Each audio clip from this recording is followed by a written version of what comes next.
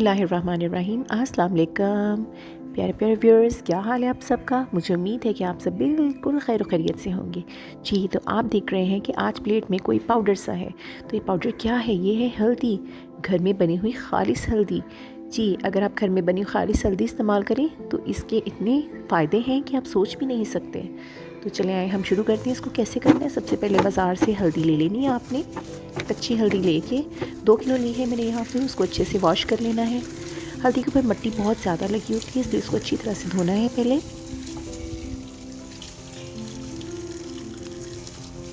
दूध में अगर ये हल्दी का ख़ास जो आप पाउडर घर में बनाइए हल्दी पाउडर, इसको डालेंगे और पका के इसको यूज़ करेंगे। गोल्डन सिरप भी इसको कह देते हैं। तो ये तो बहुत ही ज़्यादा मुफीद है जोड़ों के दर्द, हड्डियों के दर्द में। और इसके अलावा अंदरूनी अगर ज़ख़म, चोट कुछ भी हो ना, उसको बहुत अच्छे से रिकवर करता है। हीलिंग इफ़ेक्ट बहुत ज़्यादा होता है इसमें।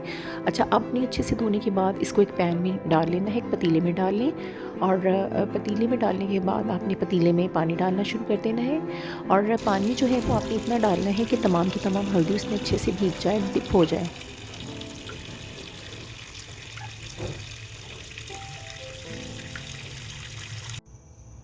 फ्लेम ऑन करने के बाद पतीला हल्दी वाला आपने फ्लेम पे रख देना है। हाई फ्लेम रख लें और इसको कवर कर लें।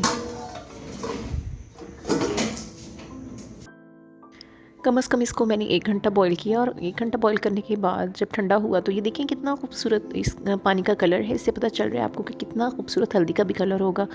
और ये प्योर हल्दी है, बाज़ार से लेते हैं, हमें कुछ पता नहीं होता कि उसमें क्या चीज़ मिक्स की हुई है और क्या नहीं।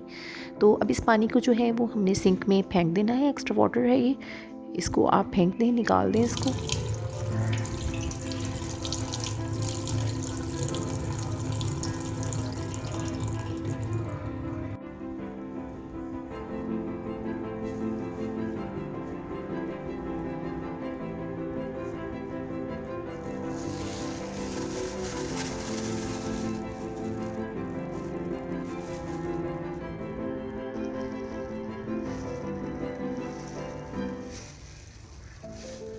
अब इसमें स्कीवर लगा के देख लें कि हल्दी अच्छे से गल चुकी है। ये वैसे आप ये चीज़ पहले भी देख सकते हैं, ये मैं पहले आपको बताना भूल गई थी। जिस वक्त आप बॉईल कर चुके हो इसको, तो स्कीवर लगा के उस वक्त आप चेक कर लें। अगर ये स्कीवर अंदर चली जाती है तो इसका मतलब है कि हल्दी गल गई है हमारी। तो हल्दी को आपने फिर बारीक बारीक पीसीस में कर लेना है।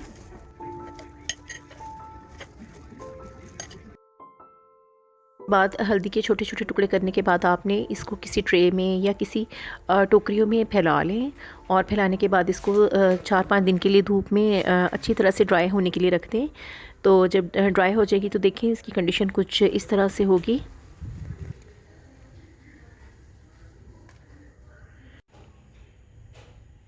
देखिए ज़रा से ये बेंड भी नहीं हो रही, ये आपको पता चल जाएगा कि अब हमारी हल्दी बहुत अच्छे तरीके से सूख गई है। अगर ये बेंड हो रही होगी तो इसका मतलब है कि हल्दी अच्छे से नहीं सूखी है। इसको धूप में पड़ा रहने दें, अच्छे से धूप लगने दें। और देखिए अब हमारी हल्दी जो है पिसने के लिए बिल्कुल रेडी है। इसके बाद जो है हम हल्दी को एक ग्राइंडर में डाल लेंगे और उसमें डाल के इसको हम ग्राइंड करेंगे।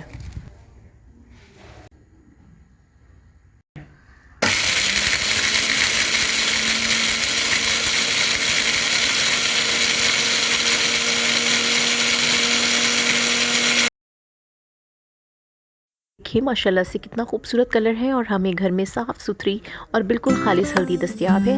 आप इसको इस्तेमाल करें ज़रूर और आप देखिएगा आपके खाने का टेस्ट जो है वो दुबाला हो जाएगा।